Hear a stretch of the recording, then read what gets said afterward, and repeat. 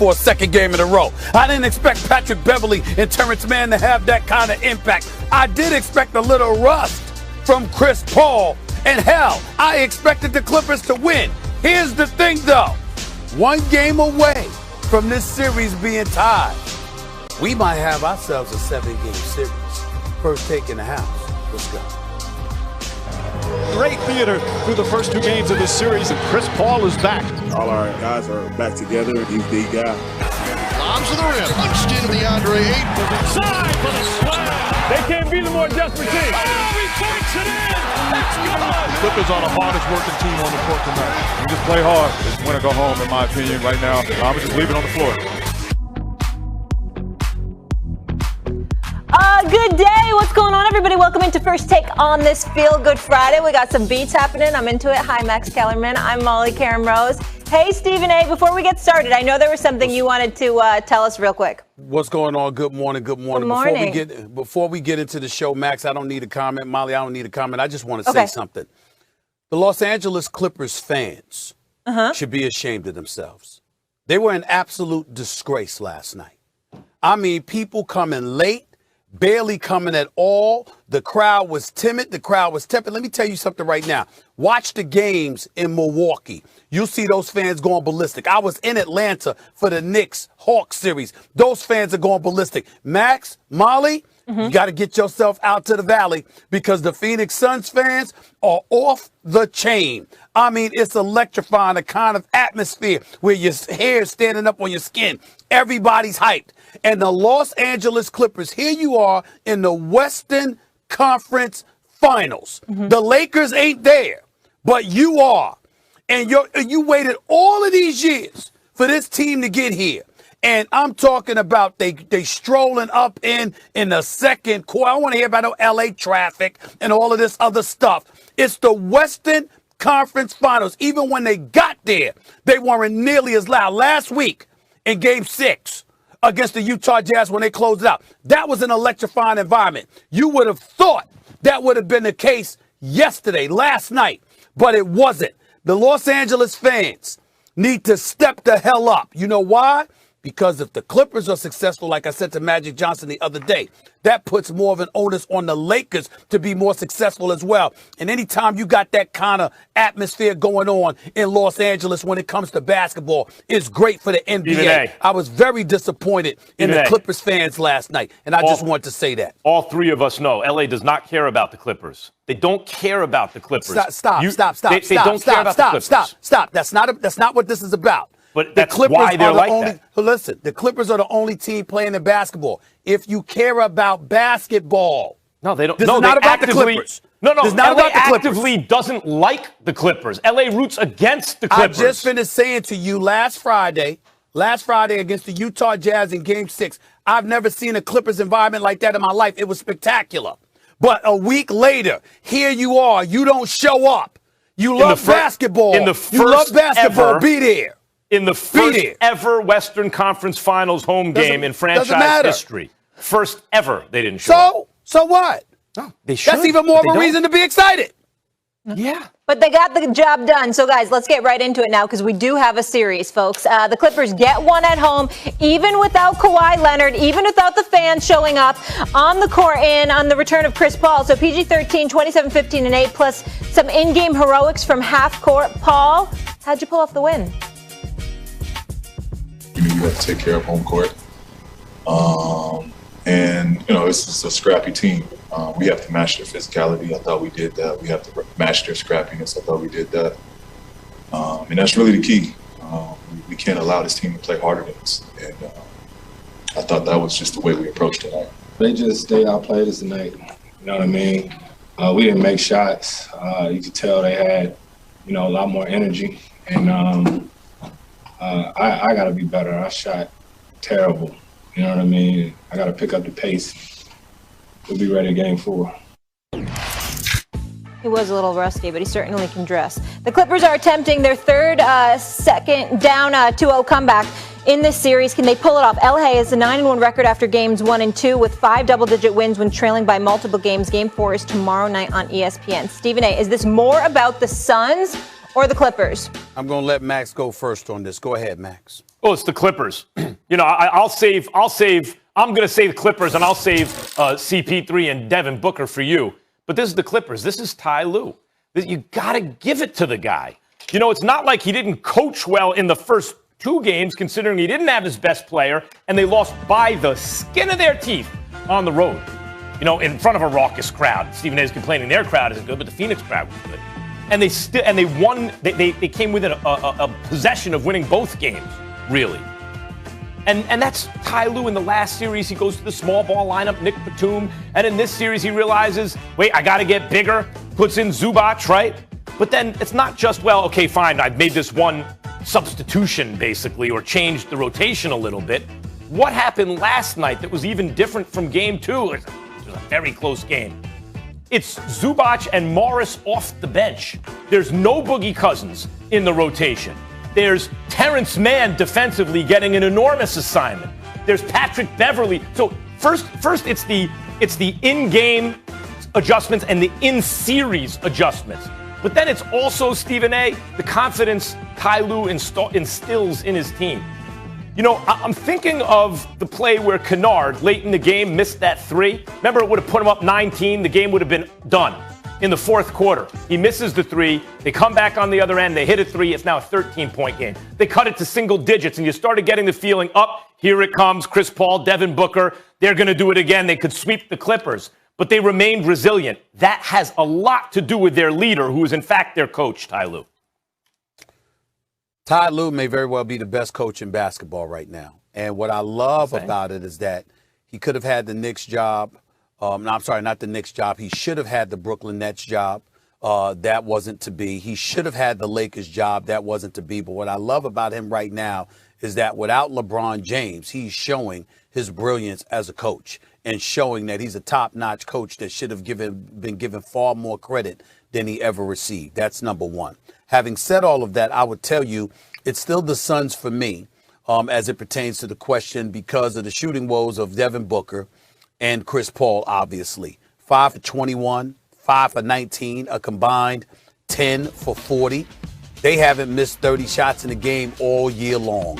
But that's what happened last night. You can also attribute injuries to it to some degree because Cameron Payne being out after just 4 minutes due to an ankle injury is a tremendous loss. How do we know this? Because in game 2, the brother played 37 minutes backing up CP3, who was out due to COVID. And what happened? This dude drops 29 points, 8 assists without a single turnover. 0 turnovers in 37 minutes.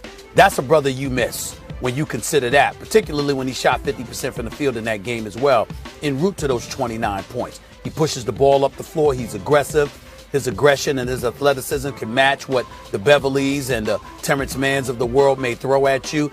And we know they played stout defense on Devin Booker. But let's face reality. If we really calling it like we see it, this dude got his nose broke in game 2. He's playing with a mask on in game 3. So I'll throw him a slight mulligan in that regard. But in the end, it comes down to CP3 and Devin Booker. If they play like that, Phoenix is going to lose this series. They know they have to play better. They have to be better. You can't be that ineffective and that inefficient against these Clippers. We see how exceptionally well coached they are. We see that they're a bunch of rough riders. We see that they're not scared of anything. And you combine that with Booker and CP3 shooting the ball the way that they did. I'm sorry. And let me not forget to put Zubac in there with 16 points, 15 rebounds. We've been raving about DeAndre Ayton, but Zubac sold up last night and was formidable in and of himself. So all of those things played a role. Well, you can't deny injury. Like Payne and Chris Paul and Devin Booker, you can point to bad luck, and you'd be right.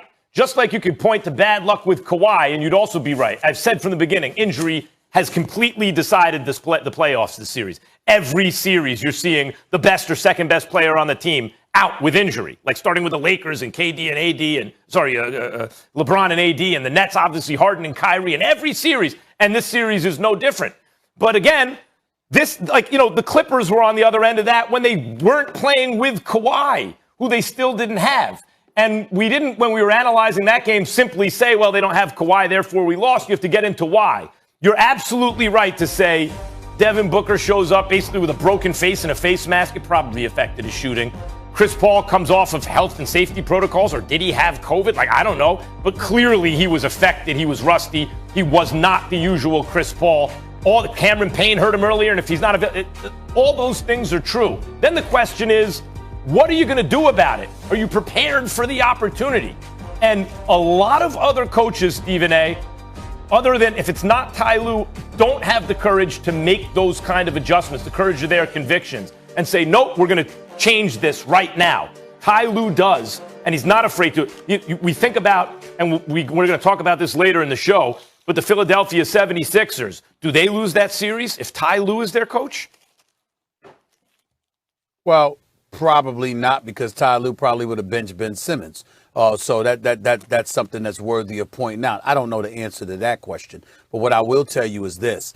When you look at these playoffs, we got a Clippers team. Just like I said, these playoffs, are injuries aside, these playoffs have been incredibly thrilling. I mean, right now, you're a night to night. We're looking at the Atlanta Hawks, and I said to you the other day, they could win the championship. Well, guess what? So could the Clippers without Kawhi Leonard. I don't see him winning the championship without Kawhi, Stephen A. I didn't say I see it, man. I said they could. That's all I'm trying to say. Everything's up for grabs. And what I mean is everything's up for grabs, because right now, let's say, for example, Atlanta. Suppose Atlanta beats Milwaukee, and then the Clippers go end up upending Phoenix. And then you got those Rough Riders putting the same kind of defense on Trae Young that we saw them do against Devin Booker over the last 2 games, or to a lesser degree CP3 last night. All I'm trying to say is that it's really up for grabs, and you don't know, which makes it very exciting. If they can win a championship without Kawhi, put Ty Lue in the Hall of Fame right now. Stephen A., the reason I brought up the Clippers is who was their last coach? Doc Rivers. If Doc was the coach of the Clippers, they'd be down 0-3 right now. Interesting point. We'll get into that a little bit later. The other part that's interesting, Stephen A., it's all up for grabs. We also have 4 teams that haven't won a chip since the merger, which is, I think, 76. We'll keep it rolling here, fellas. More good stuff to get to in the NBA. The Hall of Famer, Scottie Pippen, talking all things NBA with GQ. When he was asked if KD is now better than LeBron, here's what he had to say. KD can score better than LeBron, probably always has been able to, but has he surpassed LeBron? Nah.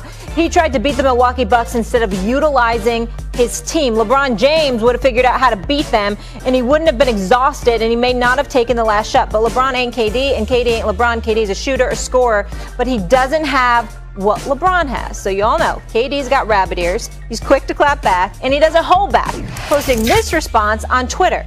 Didn't the great Scottie Pippen refuse to go in the game for the last second shot because he was in his feelings? His coach drew up the play for a better shooter. This guy, Scott, also wanted to enjoy his summer, so he chose to rehab during the season. Laugh out loud. Yo, Scottie Pippen, they followed Phil, not you. Stephen A., what do you think of KD's response? I thought it was unnecessary. He's not wrong, though. What he pointed out about Scottie Pippen was accurate. He did. I mean, those things are true. He didn't lie, but it was just unnecessary. Scottie Pippen basically said you're a scorer and a shooter. You know, you don't have what LeBron has because LeBron is more the distributor of the basketball, et cetera, et cetera. Scottie Pippen's not being phony in his analysis, because that's essentially what Scottie Pippen was to a lesser degree. Scottie Pippen was somebody that, even though he could score, obviously he had MJ, he was a bit deferential. Scottie Pippen was somebody that was an elite defender. He's a 6-time champion. Michael Jordan acknowledges he couldn't have done that without Scottie Pippen. And KD is a person that religiously preaches about playing the right way. Going to a place where you know how to play basketball the right way. And no one, absolutely no one, would accuse Scottie Pippen of playing the wrong way, because we all know that he's a 6-time champion. And we know how elite he was on a multitude of levels. He just wasn't the scorer that Michael Jordan was, which nobody has been, as far as I'm concerned. KD might be that guy. But in the end, I'm just looking at KD. KD didn't lie about Scottie Pippen. And I know that. But I'm like, this is a 6-time champion breaking down basketball. Did what he say is incorrect about KD? Are you not a scorer? Not that you can't pass, not that you can't distribute, not that you can't lead when called upon. I personally believe the only reason you lost this series to Milwaukee is because Kyrie got hurt and you were absolutely exhausted because you had to do everything by yourself. We all know that about KD. Just watch the games and you know that. But I just felt like it was a bit unnecessary to come at Scottie Pippen like that because he gave basketball analysis, something he's incredibly qualified to do. And the only reason in my mind why KD would feel compelled to come at him like that is because KD had a problem with him saying you're not LeBron, which is a different discussion. Yeah, I mean, Scottie Pippen's in the media and his opinion is solicited by people. KD just clapped back at Scottie Pippen. It felt much more personal, whereas Scottie Pippen was just giving you basketball analysis. But I'm not mad at KD. That's who KD is. We know that already. He does have rabbit ears. And there's something, he went at Jay Will recently. And Stephen A., Jay Will has talked so glowingly of KD, like behind closed doors, he just thinks that much of him as a player. And put me up on something. He said something to me that sparked this thought, where everyone's sort of on KD because he claps back, even on social media. Some anonymous fan like, KD, what are you doing? But it says something about KD that he doesn't care who it is, whether it's Scottie Pippen or some anonymous fan. Joe Schmo. Yeah. He actually, in a way, it's that it feels like, well, he's actually respectful of everybody because he values everyone's opinion. Now, maybe too much. Maybe he does have rabbit ears, right? Like, why are you so sensitive? He actually does care what people think. And Stephen A., he doesn't, if that's who he is, that's who he is. I agree with Scottie Pippen's point that LeBron is better than KD because he elevates people around him. But I don't agree with his point that KD doesn't elevate people around him. LeBron does it even better. But I don't see KD as, I'm going to try and beat this team by myself. When he had one dude with him in Kyrie, he was whooping him. It was like they should have called a mercy rule after 2 games almost. When he had no one with him, when James Harden couldn't move, couldn't shoot, couldn't defend, couldn't get out in transition, when he had no one with him, of course they beat him. But even then, he played so well, he gave his team a chance to win. I see KD as a very much a team player. So I don't agree with Scottie like, he's just trying to beat that team by himself. He does what's called for. KD will do what his team needs. But I do think it's valid to say LeBron's greatness, while he can't score like KD, is he's better in other areas, elevating people. Because Stephen A., who's ever been as good at elevating teammates as LeBron? He might be the best ever at that. Well, so says you. I don't necessarily always agree with that. As a matter of fact, Kyrie wanted to leave. Yeah, they won a championship in Cleveland, but in terms of Kyrie's personal growth as a player and showcasing his talent, he didn't believe the ideal spot was for him to play with LeBron James. But that's a different debate for another day. The issue for me is not that KD claps back. He has every right to clap back. I have no problem with that.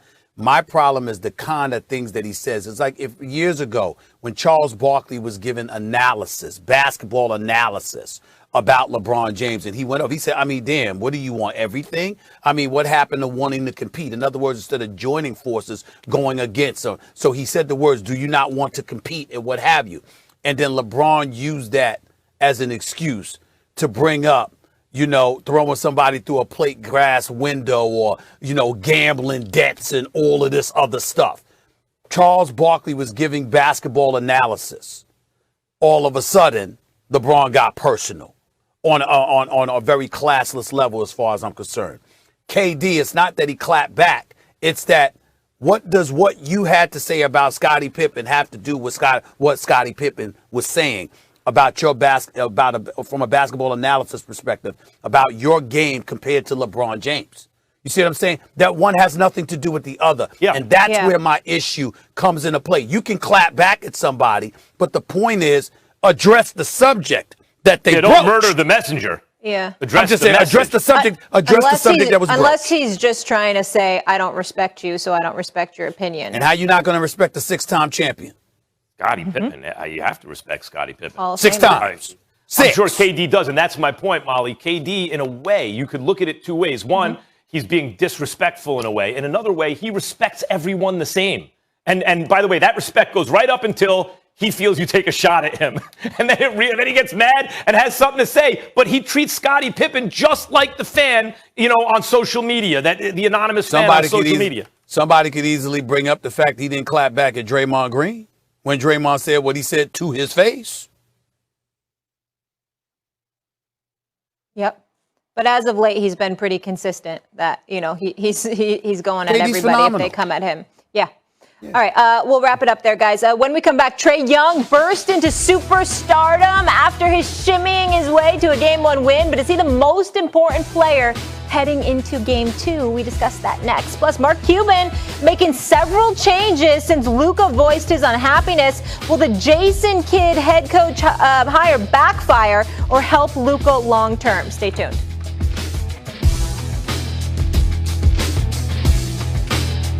It feels good. Young fires one more dagger. I know where we are. I know what they do when the show is over. Trae Young with a miraculous shot. Got real fun in there. I play with excitement. I feel fun. I love it. Nobody came to pick him up. He hesitates and hits. I'm obviously doing something right. Just gotta let my play do the talking. I love that song.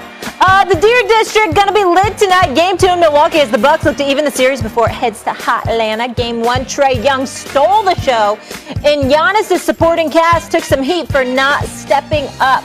Stephen A., who's the most important player in Game 2? Trae Young, just like he was in Game 1. Let me remind everybody, 48 points and 11 assists. Let me remind everybody, cat quick with passing ability, and he can shoot long-range shots at a 34% clip. Ain't the greatest, but he still makes them when they count. Oh, by the way, he's a magician at drawing fouls, which puts defenses on its heels because they're scared they're going to get in foul trouble. Oh, by the way, he makes you change your game plan because you got to go small. Because you can't have somebody like Brook Lopez in the game because Trae Young will put him in pick-and-roll situations, forcing him to even come out and guard him, which he won't do because he's too slow for that, okay? Or, peek or tease like he's going out, but opening the floor up for an alley-oop to Clint Capella or John Collins. This is the bottom line. When you look at Trae Young, I said it before the series began, even though I picked the Milwaukee Bucks. Trae Young is the key. He cannot be spectacular. If he is spectacular, he's their only hope. If Trae Young is spectacular, Atlanta wins this series. I'm counting on him not doing in Game 1, not doing the rest of the series, rather, what he did in Game 1. Because if that happens, Atlanta's going to the NBA Finals. You've got to find a way to neutralize Trae Young. Drew Holiday, you can't try to get in the shootout with him. You can't try to score 40 just because he putting up buckets. You got to remember, you're there because you're the all-defensive team, first team all-defensive NBA. That's your job. Chris Middleton, excuse me, I thought you were a secondary option. Damn, we ain't asking you to be James Harden or Kyrie Irving, but could you at least be Chris Middleton as opposed to an imposter? Show the hell up. I mean, my God, you do have skills. You're about 6'8". You got a mid-range game. You can handle, you can shoot, you can score. Why don't you act like it? Because the Milwaukee Bucks are going to need that from him because Giannis in his perimeter game can't be relied upon late in the game. That's going to have to be Chris Middleton. So, but your answer is Trae Young, Trae right? Young. Trae Young is the priority. Most important player. Okay. Because you ended, your natural flow of your thoughts brought you eventually to the right place, which is, the answer is Chris Middleton. And the reason it's Chris Middleton is because he's not a superstar. Trae Young is a superstar. We all agree now. Certainly a top 15 player in the NBA. That guy you can rely on to be great. That's why he's a superstar. Same thing with Giannis. Giannis gave you what? Was it 34-12 and something Game 1? Even when Giannis is bad, he's still putting up star numbers. That's why Giannis and Trae are superstars, because they're reliably productive. When we think they're not productive, it's at a certain level. Well, he scored 24 points and grabbed 10 boards, but he was inefficient, right? They can be relied on. But the reason I thought the Bucks would win this series is, as much as people in Milwaukee like to tell me that they have a big three, they do not, because these guys are not consistently great, Middleton and Drew Holiday. I did think that given the absence of a team like the Nets with Kyrie and Harden, they didn't have those guys available, that actually the Bucks would have in this series the third best player, Middleton. So Giannis would have the best help. He'd have the best crime partner. Middleton went 0 for 9 from 3 in game 1. They lost by 1 possession, Stephen A. And you could talk about Drew Holiday's defense. He wasn't getting a lot of help, but he was scoring. But that's the issue with Middleton and Holiday. They're usually good and sometimes excellent, but they're not usually excellent. If they're great. If they were usually great, they would be perennial all-stars.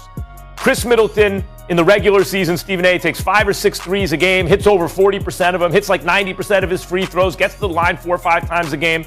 He's got to be at least that guy. We can't be looking at this game 2 or this series and say Collins is the 3rd best player in the series. If that happens, the Bucks will lose.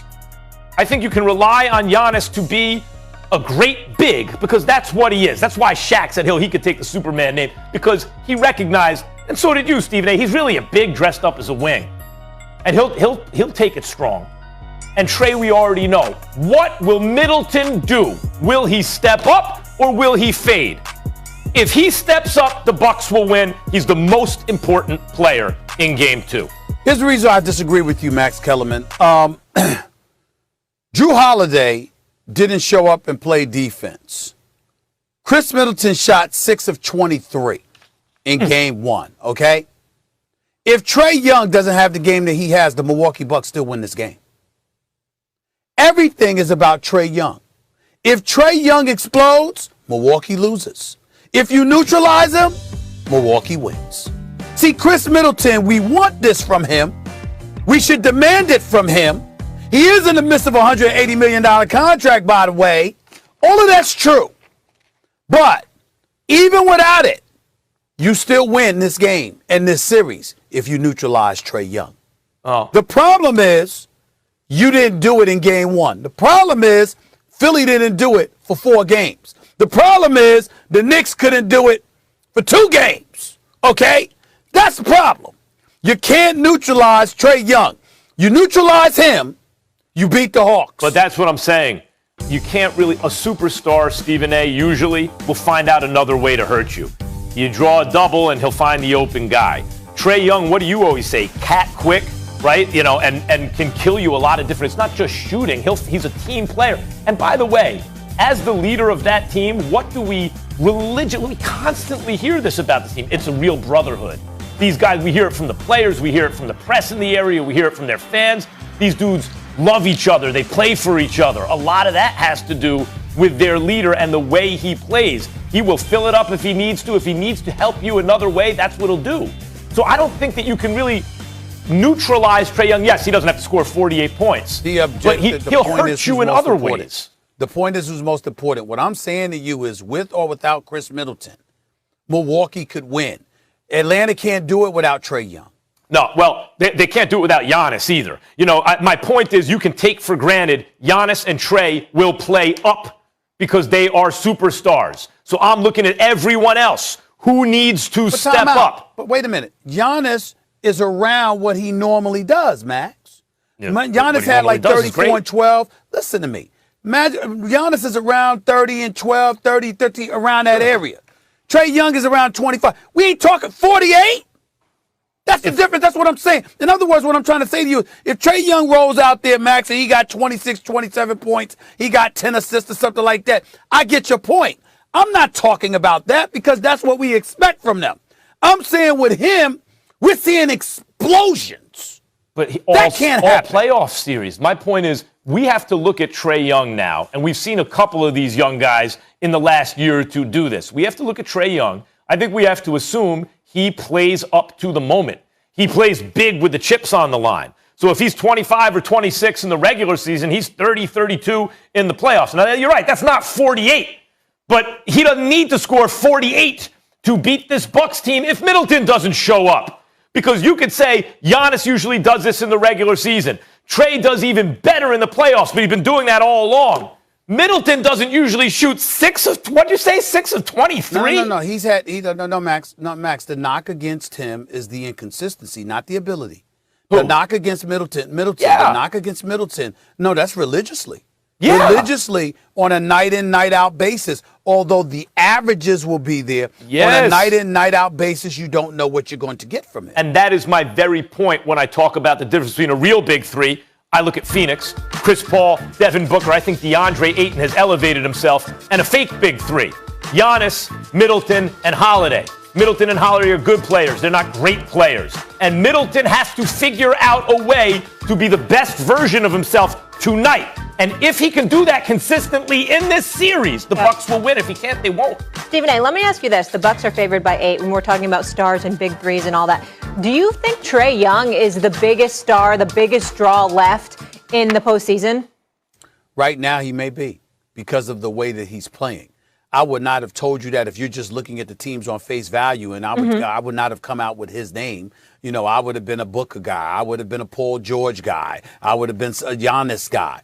But based on the way they've performed thus far in the postseason, Trae Young has stole the show. Trae Young has sent the Knicks home. Trae Young has sent Joel Embiid and Ben Simmons home and got Ben Simmons on the verge of being traded. By the way, I got some information about that, too, by the way, anytime y'all want it. Let's hear it. Let's hear it now. I want to hear it now. You look at Trae Young. I mean, this is what he does. As it pertains to Ben Simmons, here's the reality.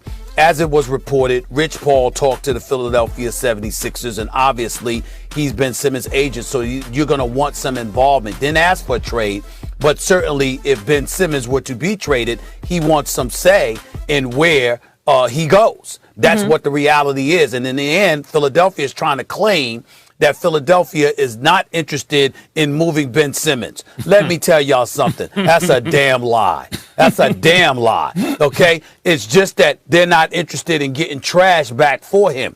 You make a solid, bona fide offer. The Philadelphia 76ers are going to consider it. I believe the Golden State Warriors are going to make a push for Ben Simmons. Okay? So keep your ears tuned. Stay tuned. Ben Simmons, it's possible Ben Simmons can end up in Golden State with Steph Curry, Klay Thompson, and Draymond Green. I'm not saying it's going to happen. All right? But calls have already been made. Things are percolating, and it wouldn't surprise me at all if something like that ended up going down. This notion that Ben Simmons ain't no way Philadelphia's moving him, hell yeah, they'll move him if it's the right offer. They won't move him for garbage. They won't move him for something that's not a good offer. But I'm telling you, I know a lot of people in Philly, as y'all both know. Yeah. Ben Simmons, let them get the right offer. Ben's gone. I'm looking at Trae Young.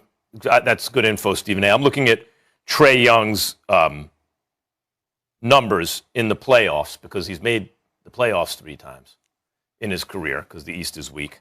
And I'm looking in the regular season. Trae Young is the biggest star left in these playoffs because of the way he plays. Normally, he's 24-9, 24 points, 9 assists. He's a star, whether or not he makes the All-Star team.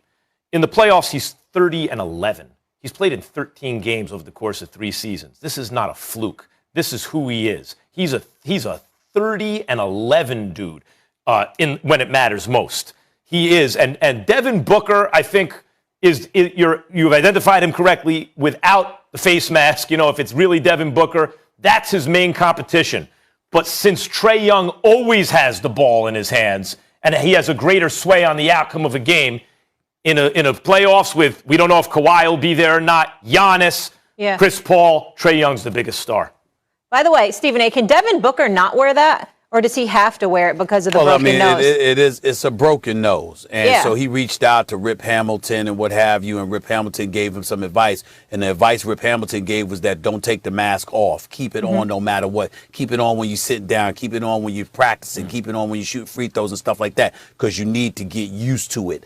He's got a broken nose. It's legit. And so he's probably going to have to keep it on, especially when you got a guy like Patrick Beverley defending you because he might hit you with his hands or he might hit you with his head. He's very, very aggressive, and you don't want that head to collide with that nose. Don't blow your nose, Book. Your eyes will swell shut. Don't blow your nose. Yeah, and they also lost Cameron Payne with the ankle. We'll see if he's back. All right, guys. Paul George and the Clippers take Game 3, and now some say the PG bashing It's got us. The Mavericks cut ties with Rick Carlisle, who's taking his talents back to Naptown to coach the Pacers. Now, could Jason Kidd be taking his talents back to Dallas? Well, Carlisle co-signed, giving a ring endorsement to his former player in Dallas.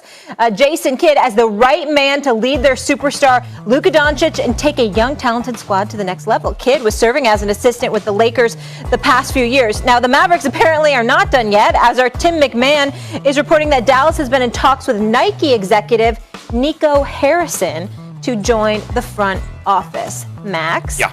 Is Jason Kidd a step forwards? No, I don't think so. I think that they had a good coach, and Jason Kidd has not shown to be that based on the record, Stephen A. I think we have to be fair. And we like Jason Kidd as a player and was one of the all-time greats, but look at his coaching record. He had brief success at one point with the Bucks. He instituted a new kind of a defense, which the league then figured out and he never really got away from it. And they went from a good defensive team for 1 year when Kidd tried something new to one of the worst or one of the lesser, like bottom third defensive team the following 3 seasons before he was eventually fired. So, and you look at his situation with the Nets, he tried to take over basketball operations, at least that was what stated at the time, and they got rid of him because they saw it as like a power grab. If his head coaching record, lifetime, is below 500, that doesn't mean he can never be a good or successful NBA head coach. But if you want to compare him to a good coach with a winning record and then say, is this a step forward or backward? I have to say it's backward. I respectfully disagree.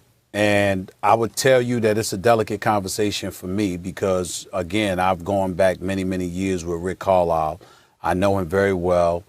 He's a friend, and I respect the hell out of him, and he's a champion as a coach, and I think the man knows what the hell he's doing, and I'm very, very happy that he's got the job in Indy.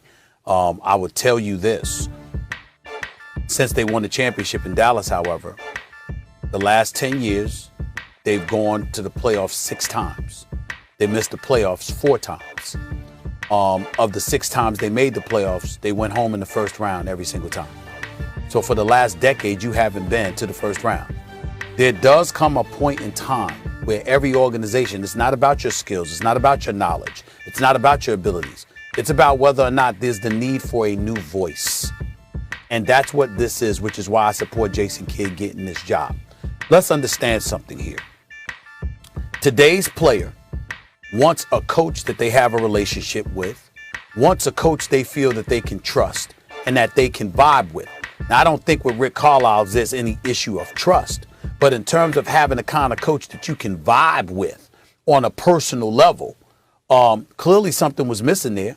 We saw the problems with Luka. Luka was leading the league in technical fouls. Luka was speaking out against the team. Luka was a bit truculent at times. People called them immature. Mike Wilbon and others have highlighted that reality. Mark Cuban has come to his defense, no doubt. But the bottom line is it took Mark Cuban coming to his defense because that was a belief that was growing to the point where even when I interviewed Luka Doncic, he acknowledged that there were people that were feeling that way about him and there were changes and modifications that he needed to make. So when we understand that, now we get to Jason Kidd. In Brooklyn, he actually did a good job, got to the semifinals his first year there, the only year there. But alienated some folks. They thought it was somewhat of a power grab. He had to go out there. Same thing with Milwaukee. Took him to the playoffs 2 times in his 3.5 years coaching that team. Developed Giannis, inherited Giannis, and developed him. The biggest thing that they say about Jason Kidd and the staffs that he has assembled is that they're incredibly big on player development, which is why the belief was the Los Angeles Lakers wanted him, but they didn't feel comfortable hiring him because of the checkered past stuff, first with domestic violence in the year 2000, 21 years ago, and then with the DUI in 2012. The bottom line is this. Man is happily married, hasn't been in any incidences whatsoever. He's been an assistant coach. Everybody knows he knows what he's talking about and he's doing. And in the case of the Dallas Mavericks, I'm told he wouldn't be the coach there if it were not for Dirk Nowitzki, who was just brought on as a consultant. His former coach that he won a championship for, Rick Carlisle, spoke up for him. Dirk Nowitzki spoke up for him. And Luka signed off and endorsed it. If it wasn't for Luka and Dirk Nowitzki, he wouldn't be the head coach in Dallas. That's an organization that's saying, we're moving in a different direction. We tried it this way. Our time is up. Now it's time for us to move forward. That's the intel that I received, Max, and I buy it.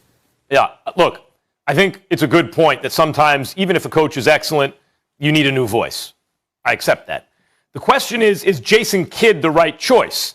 In the positive ledger, you're right. He did excellent developmental work with the Greek Freak in Milwaukee. And he is a point guard who won a championship in Dallas and a Hall of Famer, obviously with a good relationship with the greatest player in franchise history. And now he has the endorsement of the guy who's probably going to go down as replacing Dirk as the greatest player in franchise history. So those are all in the plus column, right? I'm looking at his head coaching record.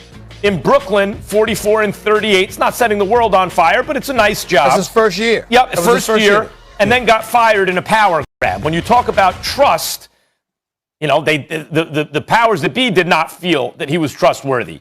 Then in Milwaukee, he goes 500, then 33-49, then 42-40, and then 23-22. This is not, you may be right that he's developing players, because at the time, Brogdon was the rookie of the year, and Giannis had come along, but it's not like he had 10 years to do it, but it's not like he had a year either.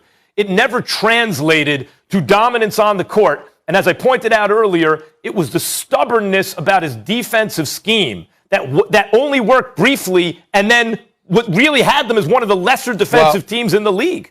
That's actually not true. I'm not saying that part is not true, meaning that didn't happen. I mean, but that wasn't the real problem. The real problem was that there was not cohesiveness and trust between him and management, because he felt different decisions should have been made. In this particular instance, we all know that Luka's the man in Dallas. We all know what kind of cachet Dirk Nowitzki has, and we all know that Jason Kidd has a personal relationship with both Mark Cuban and Dirk Nowitzki, and the former coach literally walked out the door endorsing him for that job, because how can you not respect Rick Carlisle? And so the combination of all of those things, I think, lends itself towards the concerns that you had in Brooklyn and Milwaukee not being a concern in Dallas, not to mention the fact that he can't afford for something like that to happen again, because if it happens again in Dallas, he'll never get another head coaching job. And he knows put it this way. He has not disqualified himself with his coaching from ever getting another head coaching job. I agree with that. I think you argued that persuasively, the case for him. I'll say this. If it were me and it was my team, I wouldn't want Jason Kidd as the head coach. I would, because Luka's my guy. And I know that when it comes to point guards, there are very, very few people more qualified to coach and tutor a point guard than Jason Kidd. That is true. We'll leave it on that note. The Mavs haven't been out of the first round since they won the championship. That was in 2011, 10 years ago. Guys, with the Olympics approaching, Max Kellerman with a shocking take on Team USA. He says a goal for their first ever conference finals win last night. Playoff P has taken over as the leader of the Clippers since losing his partner Kawhi Leonard in Game 4 of the Jazz series. But he also received criticism, especially after missing key free throws at the end of Game 2 in the Clippers' loss. Doris Burke isn't having any of it. Take a listen. I am so tired of people being critical of Paul George. He's played every other day since June 2nd. He has carried an enormous burden. He has led the playoffs in minutes and touches. And in the fourth quarter of Game 2, big shot after big shot. Yes, he missed the free throws. And yes, he probably didn't help himself calling himself playoff P. But he is fighting through incredible fatigue. 27, 15, and 8. Pipe down, critics of Paul George. Tell him, Doris. Big Perk here with us. Perk, good to see you, sir. All over the coverage last night, doing an excellent job as always, and of course this morning on Get Up.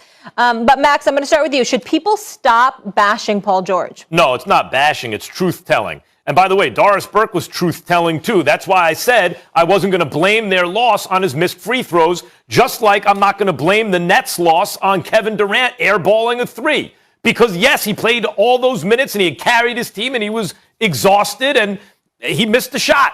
Same thing with Paul George. She pointed it out. He's been carrying his team, or at least leading a team in the absence of Kawhi. He's played more than anybody else. He plays both ends of the floor, and he missed some free throws.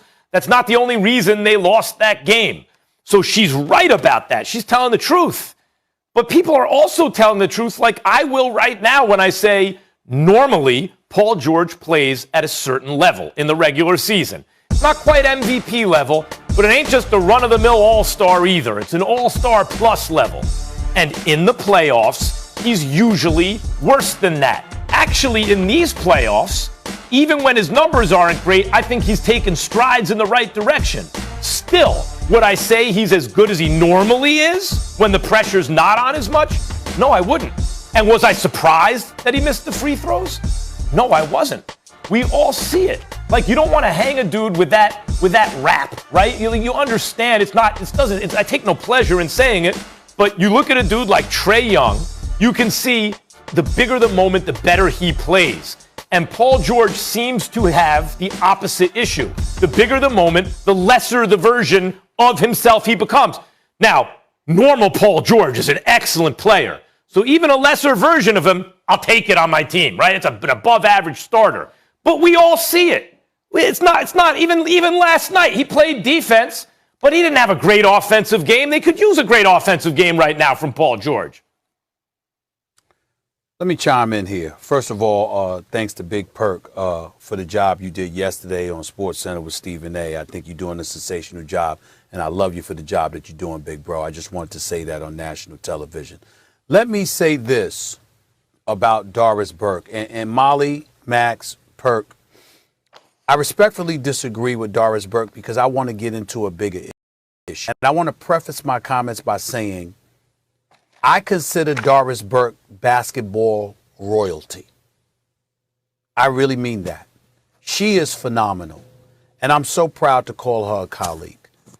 I will say this respectfully why I disagree with her, because I think that her comments ventured to touch away from just the game, and I think it assisted the mindset and the thought process that has some of us spectating basketball looking at a lot of these dudes as soft mentally. The reality of the situation is clear. These players are the best basketball players in the world. We all know that. When we're evaluating them against each other. We're saying, excuse me, we know you better than any average Joe out there. But as we evaluate this game, we're dissecting and deducing who you are, what you're worth, and what you bring to the table because it all comes with the game. There's millions of people that want to play basketball. There's only 450 plus that get to play it on an annual basis in the National Basketball Association. And every single year, those 450 ain't the same. There's a select few that's the same year after year after year. But there's a lot of changing parts. Why? Because there's somebody on the come up that people feel are better than you are. And they're the ones that get the check. And they're the ones that get to ride first class. And they're the ones that get to live in 5-star hotels as opposed to being in the G League like Big Perk was explaining to me yesterday on 8 and 10-hour bus rides, living in Motel 6s and Western Inns and all of this other stuff. The point that I'm trying to make is that as you break down and you dissect a player, you're talking about what they bring to the table against their contemporaries. And that's what elevated the profile of the sport, which enables them to get paid the millions that they get paid. And for us to get paid what we get paid. And for the television networks and the league itself and everybody to benefit monetarily in an exponential fashion. This is what comes with it. And so when you get on Paul George and you say, excuse me, you missed 2 free throws. Why is that significant? Because you shoot 86.8% for the season. Your career 84.8% free throw shooter. And in 100 plus times at the free throw line this year, where you've had 2 shots at the free throw line, you missed both of them once out of 100 plus times. But then you wait until game 2 with 8.2 seconds left in regulation and the game on the line to miss both. People are going to react to that. People are going to evaluate that. People are going to deduce. And what they're going to say is that you ain't no scrub like most of us out here. You ain't no average player. You still a star. But when we think about the creme de la creme, there's another level that you may not have made it to. And it's up to Paul George to prove otherwise, which he has an opportunity to do. There's nothing wrong with that. And there's nothing to get sick and tired about that over That's my personal opinion, respectfully. Well, no. Well, let me start off by saying, Molly, I appreciate the love. I appreciate y'all having me on First Take, Max. I appreciate you embracing me on this show and the Max Kellerman show. And Stephen, I appreciate you, big bro, for putting me on all the platforms, all your shows. It's very appreciated, and I appreciate you from the bottom of my heart to all three of you guys. Now, let me get to this point.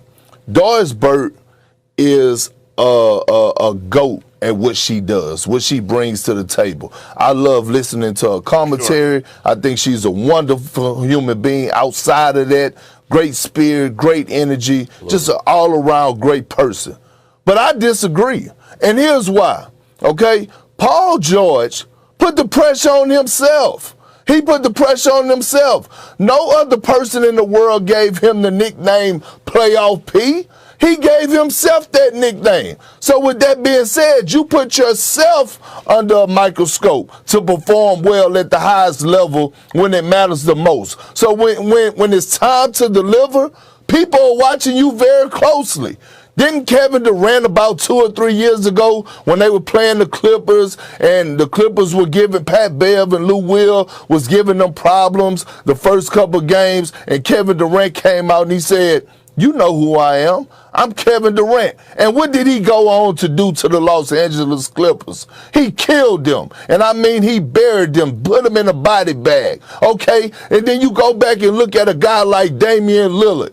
You know he always points to his wrist. You know what time it is. It's Dame time. It's nothing fake about that because the man is clutch. When he points at his wrist, everybody knows we're about to get an epic performance. So with that being said, to Stephen A. Smith's point, you're getting paid $100+ million, okay? Not only did you give yourself a nickname, you're getting paid a bag. At the end of the day, you're getting paid to deliver in great fashion, especially when it matters the most. And look, I would sit back and I would feel sorry for Paul George if I didn't play the game. I would sit back and say, oh, it's not fair for Paul George to get criticized if I didn't play with 10 Hall of Famers.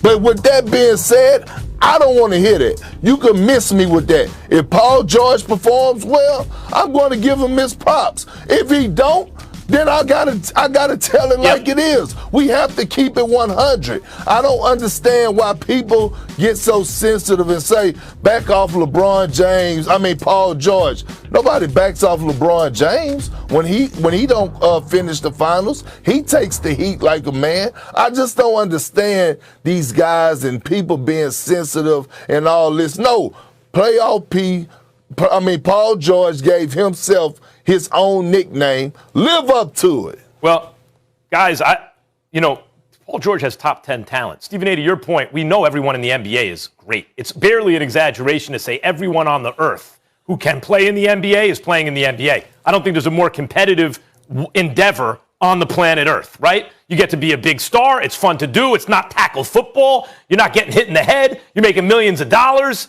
Everyone wants to do it, and only a select handful get to do it. We know they're all great. We're comparing them to each other. I think that's a great point. Paul George has top 10 talent. His size, his athletic ability, his basketball IQ, his shooting ability, his defense. Stop me when you hear a guy that you would take Paul George over. LeBron, KD, Kawhi, Steph, Harden, AD, Embiid, Jokic, Luka, Giannis. I just named 10 guys, not in the top 10. Would you take him over Dame? Would you take him over Trey? You see the way Trey's playing right now. Would you take him over Booker? Would you? I mean, maybe some people would. I would not. Max. Would you take him over Mitchell? Tatum? Max. Bottom line is this. Even if you're not a top 25 player in the NBA, you're still big time. You might not be a superstar, but you're still big time when you consider there's 450 players in the NBA. No doubt. That's my point. Paul George, if this is an issue, I think that Doris Burke is identifying that on the one hand, we think of Paul George as almost a fringy top 10 player, top 15. Yep. He might not be top 20. I mean, that's what we're doing here. We're evaluating these guys. Against themselves, and that's the important point. What we're saying is you're the best in the world. Mm-hmm. And of those people that are your contemporaries, here is where you are amongst the elite.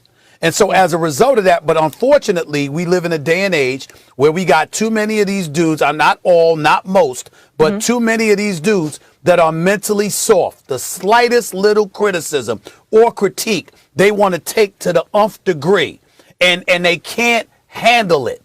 And there's no excuse for it, to be quite honest with you, because you're literally saying you're great, but now we're going to measure that greatness against other greats to see where you rank. Yeah. That's it. All right. We That's all got we're doing. we got to go to break. Perk's coming back. I know this, guys. I know who's not soft, and I know who's the clear-cut best third grader in the country. That would be Stone. I can't see Perk's face right now, but I saw your Twitter. I saw that video. Scottie Pippen says Doc Rivers is the reason to blame for Ben Simmons' failures. Stone's getting his driver's license right now. Right? Oh, my gosh. Stephen A. Smith's response to that take. And Max...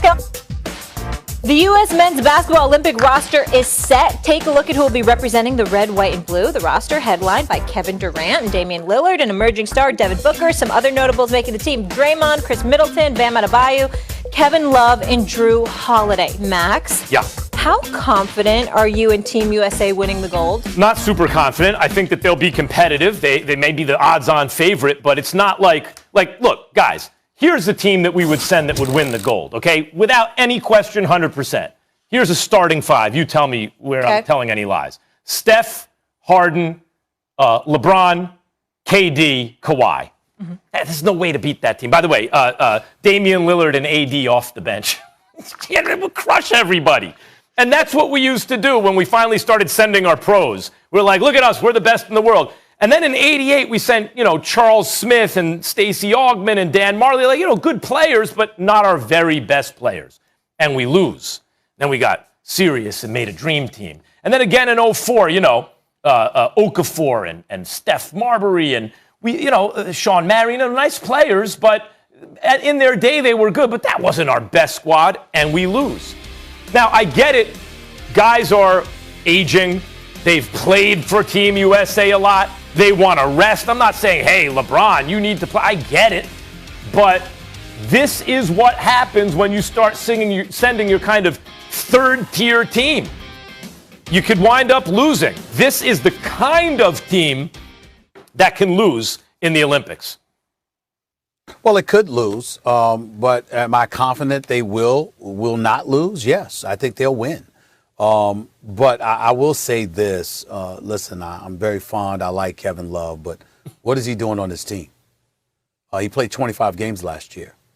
A couple of years ago, how many games did he play? He played 22 games.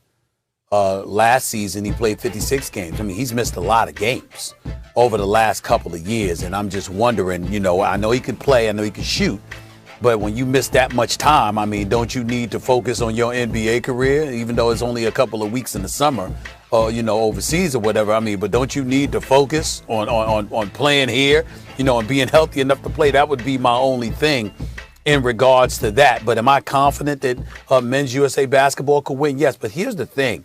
And this is a weird kind of thing for me to say because I'm obviously, I'm a black man first, but I'm an American and I'm proud to be an American citizen. I'm patriotic in that regard.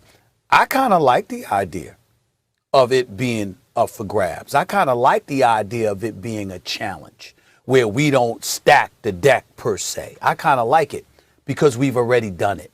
We've shown how dominant we can be. See, we have to send a message. We had to send a message, after the Barcelona games, 1992 Olympic Dream Team and all of that stuff. And then we sort of dipped with Larry Brown coaching the team and all that stuff. You know how much I love Larry Brown. He's a Hall of Fame. He's one of the greatest coaches I've ever seen. But he didn't ingratiate himself to the LeBrons, the Melos, the Allen Iversons of the world during Olympic competition. We get all of that. But what I'm saying is that because we've showed, particularly with Coach K coaching over the last 3 Olympics, we've obviously put our sheer dominance on display. I have no problem with it being up for grabs with some of the secondary stars or even lesser in the NBA representing Team USA and going and competing against teams in Europe, because we already know, the world knows, if we send our best, there's no competition. We've established that reality, and now that we've done that, there's nothing wrong with giving others shine and seeing what they bring to the table. Well, I mean, I hear you, except that remember what it feels like when we actually win a bronze. That's not a good feeling.